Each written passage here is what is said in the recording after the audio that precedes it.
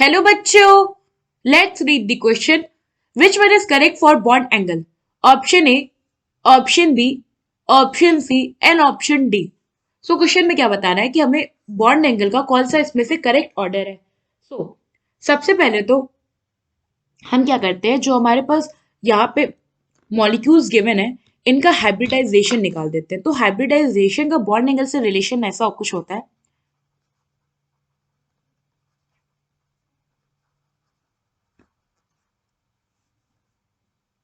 ना, हाइब्रिडाइजेशन अगर हमारा मॉलिक्यूल का sp है तो उसका बॉन्ड एंगल जो होगा sp2 से sp2 वाले से ज्यादा होगा, और sp2 का हाइब्रिडाइजेशन sp3 वाले से ज्यादा होता है.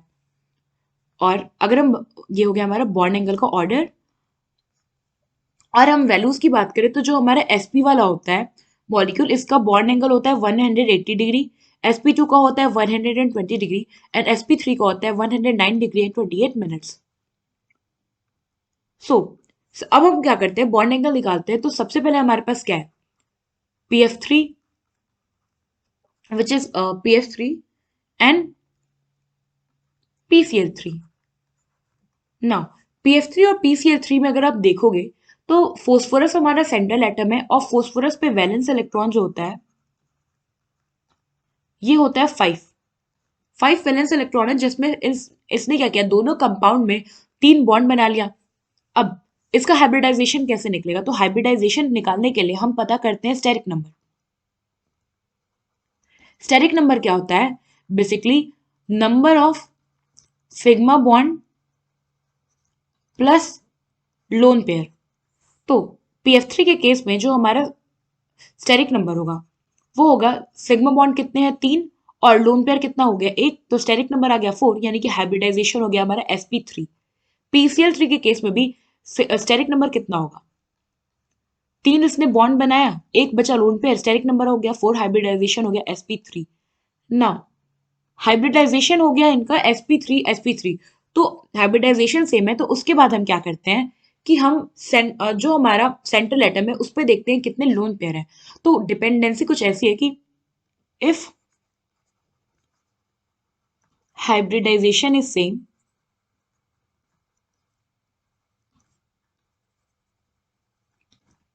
Then more the number of lone pair on central atom,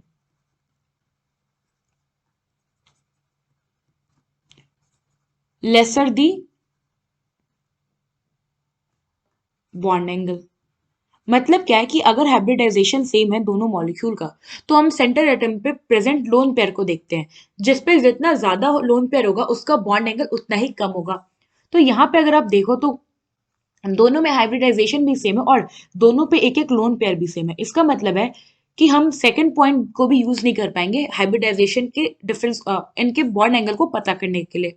सो यहाँ पे हम यूज करते हैं बॉन्ड एंगल का थर्ड पॉइंट, जो कि कहता है, थर्ड पॉइंट हमारा क्या है कि इफ बोथ hybridization and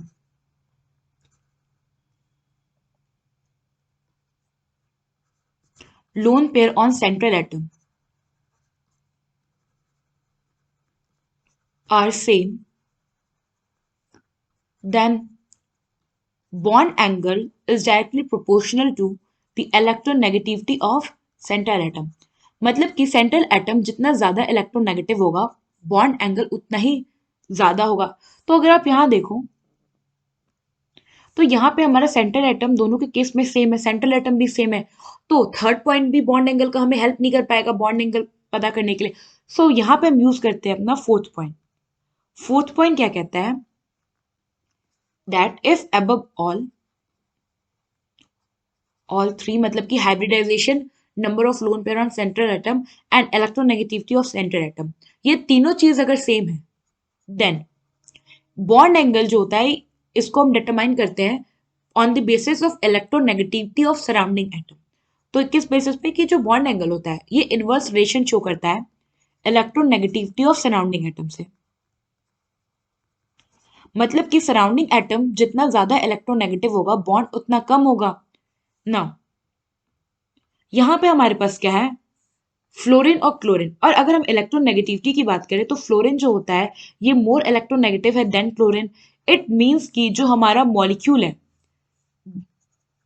यहाँ पे बॉन्ड एंगल की बात करें BF3 और PCl3 में, तो PCl3 के केस में बॉन्ड एंगल ज्यादा होगा एज कंपेयर विद PF3।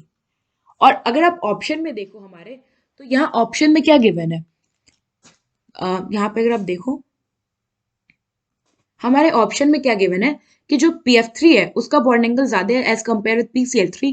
सो ये हमारा हो गया incorrect order. Now second order में हमारे पास क्या है, OCl2 एंड ClO2। अब इनमें बॉन्ड एंगल के लिए हम पहले तो देखते हैं हमारा सेंट्रल एटम क्या है। तो OCl2 में हमारा ऑक्सीजन सेंट्रल एटम है और ClO2 में हमारा जो सेंट्रल एटम है वो है क्लोरीन। ना इन दोनों में से अब हमें पता करना है कि किसका सबसे ज्यादा बॉन्ड एंगल होगा। उसके लिए हम पता करते हैं फर्स्ट पॉइंट से। तो फर्स्ट पॉइंट क्या कहता है कि इनका हाइब्रिडाइजेशन निकालो, और हाइब्रिडाइजेशन निकालो, और अगर हाइब्रिडाइजेशन सेम आता है तो लोन पेयर देखो, और लोन पेयर अगर सेम है तो आप क्या देखोगे कि जो सेंट्रल एटम है उसकी इलेक्ट्रोनेगेटिविटी क्या है।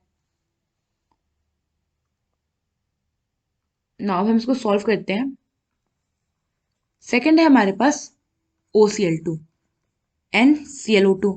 OCl2 में ऑक्सीजन हमारा सेंट्रल एटम है, ऑक्सीजन पे वैलेंस इलेक्ट्रॉन अगर बात करें तो ऑक्सीजन पे वैलेंस इलेक्ट्रॉन क्या होगा, 6। और क्लोरीन पे वैलेंस इलेक्ट्रॉन अगर बात करें, क्लोरीन पे वैलेंस इलेक्ट्रॉन होता है 7।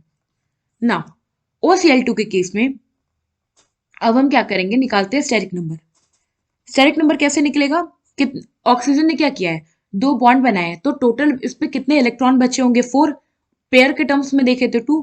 तो यहाँ पे दो बॉन्ड पेयर हैं और दो लोन पेयर है, तो स्टेरिक नंबर आ गया 4। सो हाइब्रिडाइजेशन हो गया हमारा sp3। ना ClO2 के केस में अगर आप देखें तो इसका स्ट्रक्चर कुछ ऐसा होता है, जो हमारा क्लोरीन है बेसिकली ये एक ऑक्सीजन के साथ डबल बॉन्ड फॉर्म करता है और एक ऑक्सीजन के साथ सिंगल बॉन्ड फॉर्म करता है, और इस सिंगल बॉन्डेड ऑक्सीजन पे होता है नेगेटिव चार्ज, और फिर क्लोरीन पे होते हैं हमारे दो लोन पेयर। नाउ अब इस पे हो गया हमारा, ये हो गया 3 4 5 एंड 6 7। अब यहाँ पे क्या होगा, जो हमारा हाइब्रिडाइजेशन, यहाँ पे इसने क्या किया, दो बॉन्ड पेयर बनाया, दो बॉन्ड पेयर बनाया, तो और दो लोन पेयर है, so 2 bond pair plus 2 lone pair. Steric number हो गया 4 और हाइब्रिडाइजेशन हो गया sp3। नाउ अब हाइब्रिडाइजेशन सेम है तो हम क्या देखेंगे, फर्स्ट पॉइंट तो हमें यूजलेस हो गया क्योंकि हमें पता नहीं चला बॉन्ड एंगल डिफरेंस। हम सेकंड एंगल देखेंगे। सेकंड पॉइंट क्या कहता है कि loan number of lone pair central atom पे जितना ज्यादा होगा बॉन्ड एंगल उतना कम होगा। यहाँ पे दोनों में हाइब्रिडाइजेशन भी सेम है और बॉन्ड एंगल भी दोनों में कितने हैं, दो लोन पेयर दो लोन पेयर, तो सेकंड पॉइंट भी हमें हेल्प नहीं करेगा। तो अब कौन हेल्प करेगा हमें, थर्ड पॉइंट, जो कि कहता है कि अगर हाइब्रिडाइजेशन और लोन पेयर सेंट्रल एटम पे सेम है उस केस में बॉन्ड एंगल डायरेक्टली प्रोपोर्शनल होगा इलेक्ट्रोनेगेटिविटी ऑफ सेंट्रल एटम पे, यानी कि सेंट्रल एटम जितना इलेक्ट्रोनेगेटिव होगा उतना ही ज्यादा बॉन्ड एंगल होगा हमारे मॉलिक्यूल का। तो यहाँ पे अगर हम इलेक्ट्रोनेगेटिविटी की बात करें तो chlorine is more electronegative than oxygen. So जो हमारा यहाँ पे बॉन्ड एंगल का ऑर्डर आएगा वो क्या होगा, Cl ClO2 का बॉन्ड एंगल अपने OCl2 मॉलिक्यूल से ज्यादा होगा। सो हमारा बी वाला ऑर्डर भी इनकरेक्ट है। नाउ सी ऑर्डर में हमारे पास है NF3 एंड NH3। थर्ड में हमारे पास क्या है, NF3 and NH3। Central atom है नाइट्रोजन, वैलेंस इलेक्ट्रॉन नाइट्रोजन पे कितना होता है, वैलेंस इलेक्ट्रॉन अगर नाइट्रोजन की बात करें तो ये होता है 5। नाउ इसने 3 बॉन्ड बना लिया है तो इस इट मींस इस पे एक लोन पेयर बचा होगा, तो अगर हम इसका स्टेरिक नंबर निकालें तो ये क्या है, 3 bond pair plus 1 lone pair. Steric number आ गया 4 और हाइब्रिडाइजेशन हो गया हमारा sp3। सेम NH3 के केस में भी जो हमारा स्टेरिक नंबर होगा वो क्या होगा, 3 bond pair plus 1 lone pair. Steric number आ गया 4 और हाइब्रिडाइजेशन हो गया हमारा sp3। नाउ हमारा हाइब्रिडाइजेशन अगर सेम है तो अब हम क्या देखेंगे कि लोन पेयर सेंट्रल एटम पे कितना है। यहाँ पे अगर आप देखो तो नंबर ऑफ लोन पेयर भी दोनों में क्या है, सेम है, 1 1 दोनों में भी है, हाइब्रिडाइजेशन भी सेम है। तो अब हम देखेंगे अपना थर्ड पॉइंट। हमारा थर्ड पॉइंट क्या कहता है कि अगर हाइब्रिडाइजेशन और लोन पेयर सेंट्रल एटम पे सेम है तो हम जो हमारा बॉन्ड एंगल है वो डिपेंड करेगा सेंट्रल एटम के इलेक्ट्रोनेगेटिविटी पे। नाउ यहाँ पे सेंट्रल एटम भी सेम है, इट मीन्स कि हमारा पॉइंट 1 2 3 तीनों यूजलेस है इस केस में बॉन्ड एंगल बताने के लिए। सो हम यूज करेंगे अपना पॉइंट 4 जो कि कहता है कि अगर तीनों हमारा जो टर्म है which is hybridization, lone pair and central atom and electron negativity of central atom, ये तीनों सेम है तो हम बॉन्ड एंगल को पता करने के लिए इलेक्ट्रोनेगेटिविटी देख लेंगे सराउंडिंग एटम का, और जिसकी इलेक्ट्रोनेगेटिविटी ज्यादा होगी उसका बॉन्ड एंगल कम होगा। यहाँ पे अगर हम इलेक्ट्रोनेगेटिविटी की बात करें तो फ्लोरीन बहुत बहुत ज्यादा इलेक्ट्रोनेगेटिव होता है एज कम्पेयर विथ हाइड्रोजन, और इन जनरल हाइड्रोजन हमारा एक इलेक्ट्रोपॉजिटिव एटम होता है। सो यहाँ पे अगर जो हमारा फाइनली बॉन्ड एंगल का कंक्लूजन है वो क्या हुआ कि जो हमारा NH3 का बॉन्ड एंगल होगा वो NF3 के बॉन्ड एंगल से ज्यादा होगा। हम अपना ऑर्डर देखें तो ये भी हमारा ऑर्डर इनकरेक्ट है क्योंकि इसमें NF3 ज्यादा दिया, जबकि हमारा जो कंक्लूजन है वो ये है कि NH3 वाला ज्यादा होगा। अब हमारा बचा D term which is PCl3 and PF3। सो हमारा फोर्थ क्या है, PCl3 एंड PF3। अगर आप PCl3 और PF3 को देखो तो ये क्या है, फोस्फोरस दोनों में सेंट्रल एटम है, सेम बॉन्डिंग में नहीं होगी क्योंकि तीन वैलेंस कितना होता है, वैलेंस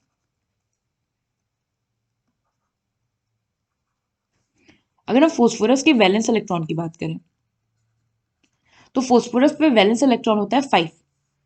5 इलेक्ट्रॉन था तो स्टेरिक नंबर कितना हो जाएगा, 3 bond pair plus 1 lone pair होगा।